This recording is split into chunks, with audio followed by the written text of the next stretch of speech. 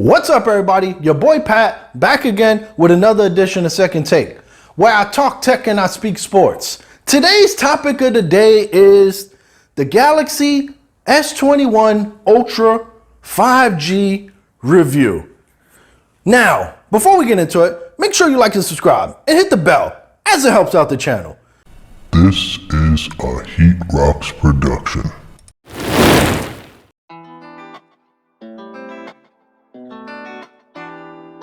Now, the Galaxy S21 Ultra 5G. This is a Verizon variant. I wanted to go over this really quickly with you guys to let you know if this phone is worth it or if it's garbage.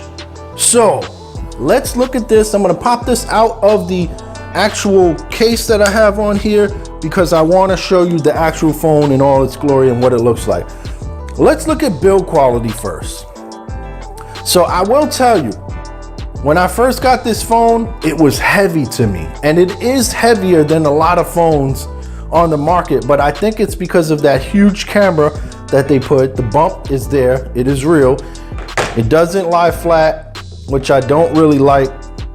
It moves a little bit, but I will tell you, they made the phone a little bit thicker, probably almost twice as thick as some of the other phones that I've had in the past. And now when I pick up another phone, they feel light and cheap. And this one feels really like heavy duty durable.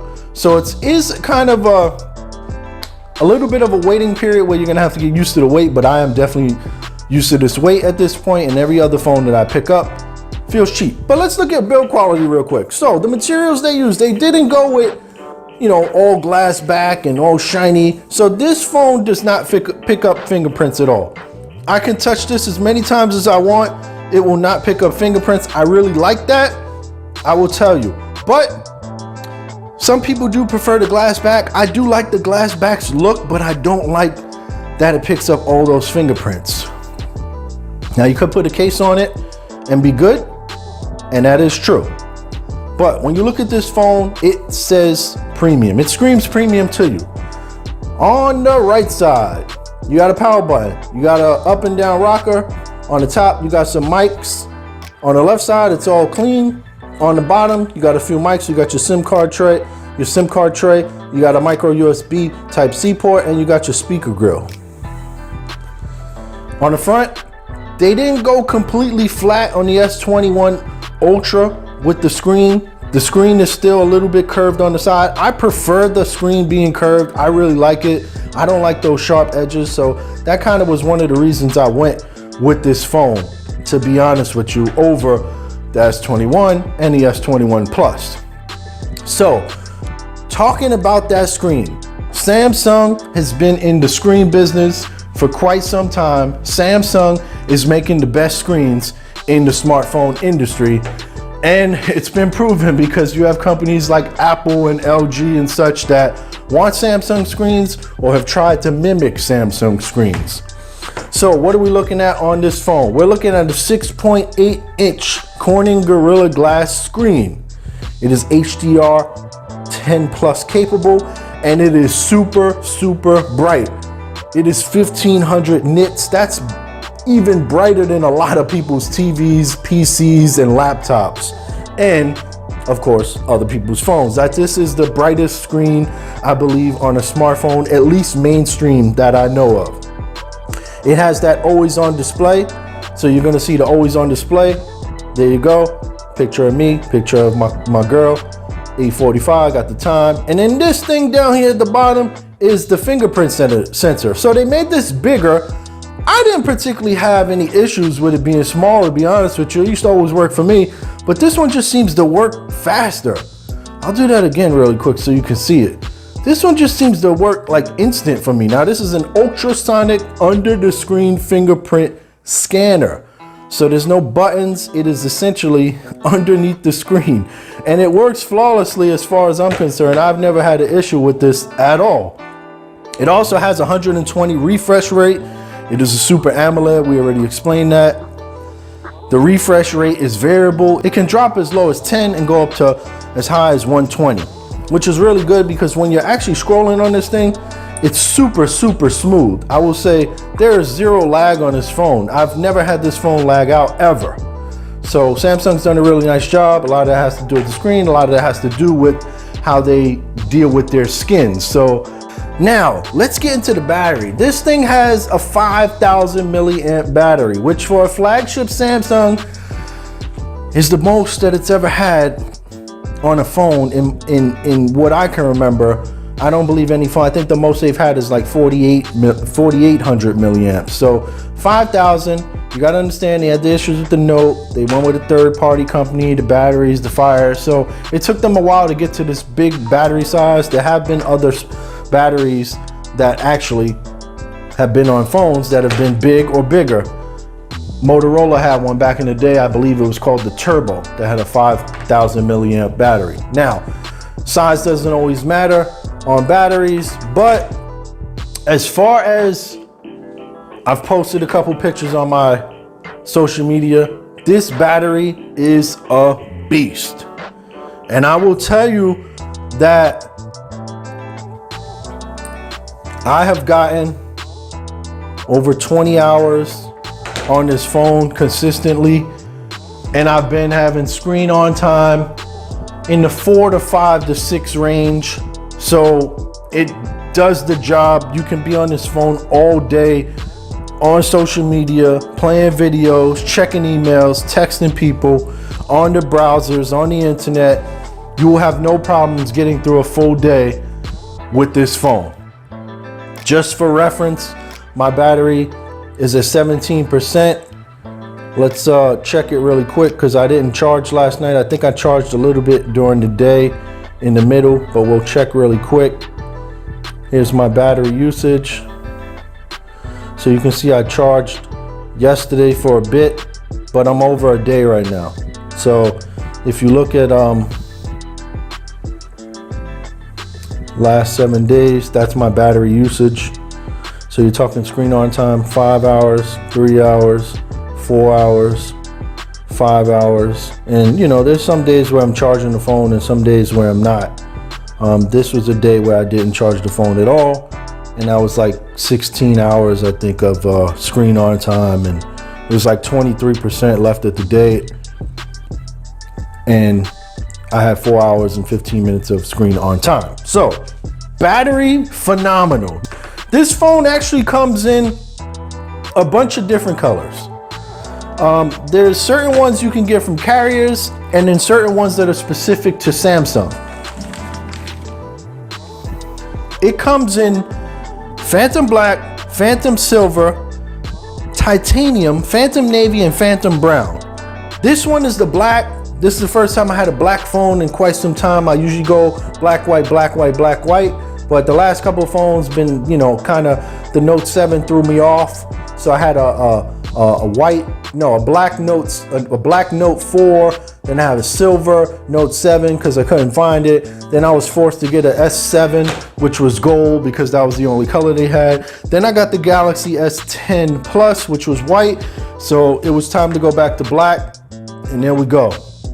Really nice black. I actually like this color more than any of the colors. The navy is a close second for me because navy blue is my favorite color, but it wasn't available for launch and I had to have this phone for launch.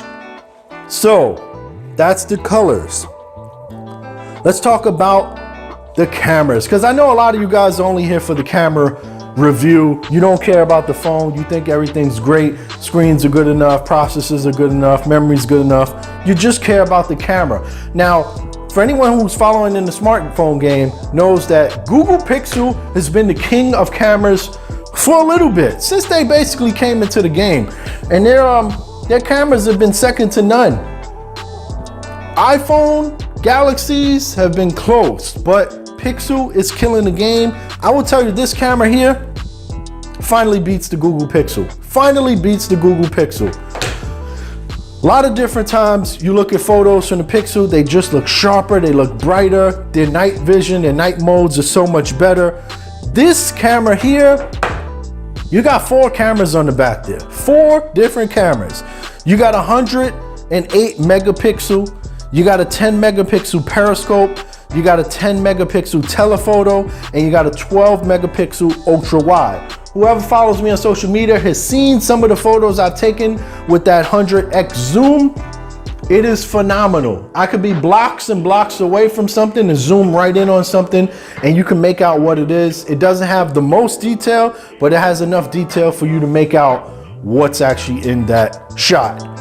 So camera wise, I will tell you, this camera, it has the laser autofocus. Now LG used to make a lot of phones with laser autofocus. This camera is phenomenal. Night vision, phenomenal. Inside pictures, phenomenal. Outside pictures, phenomenal.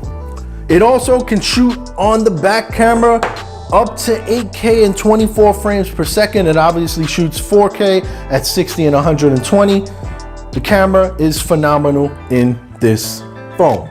Now on the front, you know, I know a lot of you guys out there taking selfies. That front facing camera right there in the middle, that is actually a 40 megapixel front facing selfie cam. I will tell you, portrait mode and portrait video are phenomenal on this camera.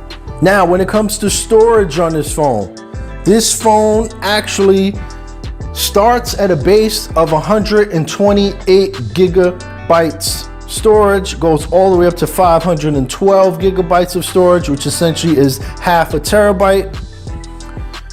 Memory wise, you can get anywhere from 12 gigabytes to 16 gigabytes depending on the variant that you purchase. One of the things they did not include in this year's was a SD card, which Samsung did that before back in the day, where they took away the SD card and they put it back, I believe, the next year. So I look forward to the S22 actually bringing back the SD card. Although when you got 128 gigs as a base model, that's not a bad starting point. Speaker wise, this phone has stereo speakers. You got one right there on the bottom, and then the other one plays up here at the top. It makes it into a stereo experience. Extras, it features reverse wireless charging, meaning I can actually turn my phone wireless reverse charging. I can pop on some cool buds. I can pop on some cool Bud Pluses, or I can go for the big boy and put the Galaxy Bud Pros on the back and get charging up. Some of the other cool features about this, obviously 5G is a thing. 5G is not readily available really in the US. It's kind of spotty, hit or miss. Ultra wideband, definitely even more spottier than regular 5G. This is an S Pen capable phone. It does not come with an S Pen, but you can purchase an S Pen and actually use it. I've tried the S Pen with my S Pen from my Tab S7 Plus, and it works. I'll give you a demonstration. Let's open up the phone just so you can see the pen works. You can open up apps. There's my Teespring store. If you guys are interested, make sure you go follow this store. It's a Second Take store. It's not loading right now, of course. Oh, there it goes. But I got Woo gear. I got some cool stuff, some sports stuff, some politically and socially conscious stuff. But yes, the S Pen does work. Let's open up some stuff, right? So you can scroll, right? Everything works, it just works. Now this pen isn't dedicated for this actual phone. It's bigger, obviously. It's fatter, but there is a dedicated one you can buy from Samsung. It's IP68 dust and water resistant. And overall, I would say if you're in the game for a smartphone and you want basically your phone to do everything and want every feature, and you got $1,000 of course, because these phones are not cheap, this is the phone for you. Shout out to everybody rocking with me on Instagram, YouTube, the Anchor app. You can also find me on Spotify, as well as Apple and Google Podcasts. It's your boy Pat. Peace. Catch you on the next one.